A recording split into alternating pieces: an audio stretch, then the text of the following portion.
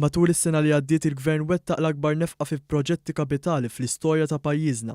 Dan joħroġ minn ċifri pubblikati mill-Uffiċċju Nazzjonali tal-Istatistika li juri fl-2018 il-Gvern investa 605 miljun euro fi proġetti kapitali. Dan ifisser li għal kull 3 euro minn fuqha fl-2012 is-sena li għaddiet ġew investiti 5 euro fi proġetti kapitali.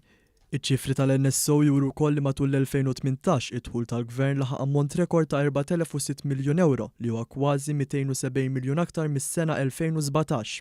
It-tkabbir fi dħul kien dovut għal tkabbir fl-income tax, il-VAT u l-bolla li bejnietom raw żieda ta' 8.6% fuq is-sena ta' qabel. Konferma ta' kemm is-sena li għaddiet l-ekonomija Maltija komplet tiġġenera ġiet akbar għal ħaddiema u għan-negozji. L-istatistika tal-NSO turu wkoll matul is-sena li għaddiet li maxxiet fuq id-dejn tal-Gvern weqgħu b'aktar minn 11 miljun 500,000 euro.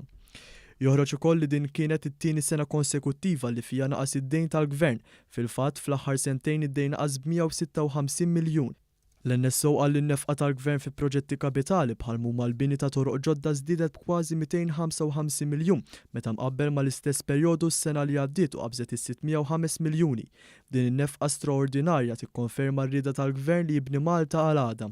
Fi stqarrija l-Gvern qal li żieda fin-nefqa kapitali tispjega l-bidla fil-qagħda tal-Fond Konsolidat. Fil-fatt li kieku matul is-sena l-oħra l-Gvern għażel jonfoq l-istess ammont li nefaq fl-2017, il-Fond Konsolidat kien ikollu surplus ta' 185 miljun jew ftit aktar mis-surplus osservat sena qabel.